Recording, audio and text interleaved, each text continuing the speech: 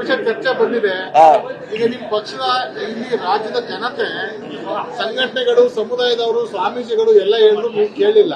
ಈಗ ನಿಮ್ ಪಕ್ಷ ಹೇಳಿದ ತಕ್ಷಣ ಒಂದಿಷ್ಟು ದೇವಸ್ಥಾನ ತೀರ್ಥ ಕೊಟ್ಟಂಗ ಆಗಿದೆ. ಜನ ಹೇಳೋದು ನೀವು ಕೇಳಿಲ್ಲ. ಅದನ್ನ ಕೇಳಿದ್ರೆ ನಾವೆಲ್ಲ ಅಂತಿಮ ಮೇಲೆ ಮಾಡಿದ್ರೆ ಜನರ ಅಭಿಪ್ರಾಯ ಕೇಳಲಿಕ್ಕೆ ಎಲ್ಲ ಕಡೆ ಸುತ್ತಾಗ್ತಾ ಇದೀವಿ. ಅದರಲ್ಲಿ AICC ಒಂದು, ಹೈಕಮಾಂಡ್ ಕೂಡ ಒಂದು. ಸೊ ಕಳೆದ ಕ್ಯಾಬಿನೆಟ್ ಅಲ್ಲಿ ಕೂಡ ಚರ್ಚೆ ಆಗಿತ್ತು, ಹೈಕಮಾಂಡ್ ಗಮನಕ್ಕೆ ತರೋಣ ಅಂತ. ಸೊ ನಾವು ಕೂಡ ನಮ್ಮ ಪತ್ರದಲ್ಲಿ CM ಅವ್ರಿಗೆ ಪತ್ರ ಬರೆದಿದ್ದೀವಿ. ಇದನ್ನೇ ಬರೆದಿದ್ದೀವಿ ನಾವು, ಎಲ್ಲರ ಅಭಿಪ್ರಾಯ ಪಡಿಬೇಕು, ಯಾರಿಗೂ ಕೂಡ ತೊಂದರೆ ಆಗಬಾರ್ದಂತೆ ನಮ್ಮ ಪತ್ರದಲ್ಲಿ ಇದೆ. ಹೆಚ್ಚು ಕಮ್ಮಿ ಬಹಳಷ್ಟು ಸಚಿವರು ಅದೇ ರೀತಿ ಕೊಟ್ಟಿದ್ದಾರೆ, ಎಲ್ಲರ ಜೊತೆ ಚರ್ಚೆ ಆಗ್ಬೇಕಂತ. ಸೊ ಅದನ್ನ ಫಾಲೋ ಮಾಡಿದಾರೆ. ಅದರಲ್ಲಿ CM ಅವ್ರದ್ದು ಅಥವಾ ಏನ್ ತರಾತುರಿ ಏನಿಲ್ಲ, ಕರೆಕ್ಟ್ ಇದೆ, ಅದ್ರಲ್ಲಿ ಏನಿಲ್ಲ. ಆದ್ರೂ ಕೂಡ ಅವಕಾಶ ಕೊಡೋದು ಅಂತ ಹೇಳಿದ್ದಾರೆ. ಒಂದ್ಸಾರಿ ಅದನ್ನ ಅವ್ರಿಗೆ ಏನ್ರೆ ಕನ್ಫ್ಯೂಷನ್ ಇದ್ರೆ, ಗೊಂದಲ ಇದ್ರೆ ಸರಿ ಮಾಡ್ಲಿಕ್ಕೆ ಒಂದು 60 ದಿವಸ ಅಂತ ಹೇಳ್ತಾರೆ, 90 ಡೇಸ್ ಆಗ್ಬೋದು. ಹೆಂಗ್ ಸಾಧ್ಯ ಸರ್ 90 ಡೇಟ್ ಅಲ್ಲಿ? ಈಗ ಆಗದ ಮರು ಸರ್ವೆ ಮಾಡ್ತೀವಿ ಅಂತಂದ್ರೆ ಮತ್ತೆ ಮನೆ ಮನೆಗೆ ಹೋಗಿ ಸರ್ವೆ ಮಾಡ್ತೀವಿ. ಮರು ಸರ್ವೆ ಇಲ್ಲ, ಮರು ಸರ್ವೆ ಮಾಡೋದು ಮರು ಸರ್ವೆ ಸ್ವಲ್ಪ ನನ್ನ ಲೆಕ್ಕಲೆ ಅದನ್ನ ಪಬ್ಲಿಕ್ ಆಗಿ ಓಪನ್ ಮಾಡ್ತಾರೆ. ಏನು ಕಾನ್ಸ್ಟಿಟ್ಯೂನ್ಸಿ ವೈಸ್ ಗಣತಿ ಇದೆಲ್ಲ, ಅದು ಈ ಜಾತಿಯವ್ರು ಇಷ್ಟಿದ್ದಾರೆ, ಈ ಜಾತಿಯವ್ರು ಇಷ್ಟಿದ್ದಾರೆ, ಅದನ್ನು ಸಾರ್ವಜನಿಕ ಆಗಿ ವೆಬ್ಸೈಟ್ ನಲ್ಲಿ ಬಿಡುಗಡೆ ಮಾಡಿದ್ರೆ ಅದನ್ನ ತಗೊಂಡು ನೋಡ್ಕೋತಾರೆ. ಅಲ್ಲಿ ಗೊತ್ತಾಗ್ತದೆ ಅವ್ರಿಗೆ ಯಾವ ನಮ್ಮ ಜಾತಿಯವ್ರು ಇರ್ತಾರೆ, ನಿಮ್ಮ ಜಾತಿಯವ್ರು ಇರ್ತಾರೆ.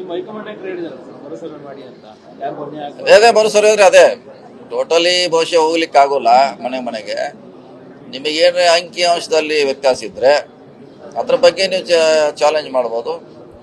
ಅದನ್ನ ತಹಶೀಲ್ದಾರ್ಗೆ ಅಧಿಕಾರ ಕೊಡ್ತಾರೆ ಬದಲಾವಣೆ ಮಾಡ್ಲಿಕ್ಕೆ. ಮಾಡಿದ್ರೆ ಯಾವ್ದ್ರೆ ಇಲ್ಲ ಮರು ಸರ್ವೆ ಇಲ್ಲ, ಕರೆಕ್ಷನ್.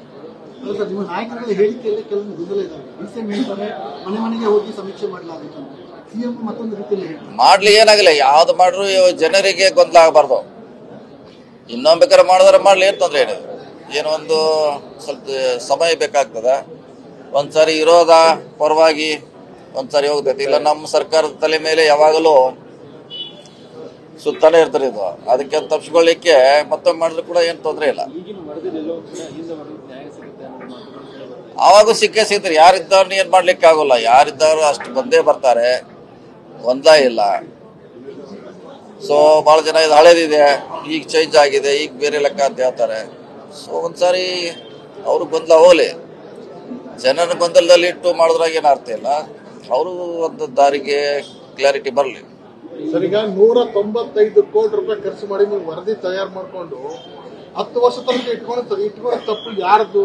ಈಗ ಅದಕ್ಕಾಗಿ ರಾಜ್ಯದ 200 ಕೋಟಿ ರೂಪಾಯಿ, 195 ಕೋಟಿ ರೂಪಾಯಿ ವ್ಯರ್ಥವಾಯ್ತಲ್ಲ, ಅದಕ್ಕೆ ಯಾರು ಜವಾಬ್ದಾರಿ ಸರ್? ಹಂಗಿದ್ರೆ ಜವಾಬ್ದಾರಿ ಎಲ್ಲ ಮಾಡ್ಬೇಕಾಯ್ತು. ಅವ್ರು ಏನ್ ಮಾಡಿದ್ರು, ಈಗ ಜನ ಬೇರೆ ಬೇರೆ ಸಮುದಾಯಗಳು, ಮಠಾಧೀಶರು, ಸಂಘ ಸಂಸ್ಥೆಯರು ವಿರೋಧ ಮಾಡ್ತಿದ್ದಾರೆ. ಸೊ ಅವ್ರಿಗೋಸ್ಕರ ಮತ್ತೆ ನಾವು ಮಾಡೋದು ಅನಿವಾರ್ಯ ಇದೆ, ಮಾಡ್ಲೇಬೇಕು. Okay, thank you.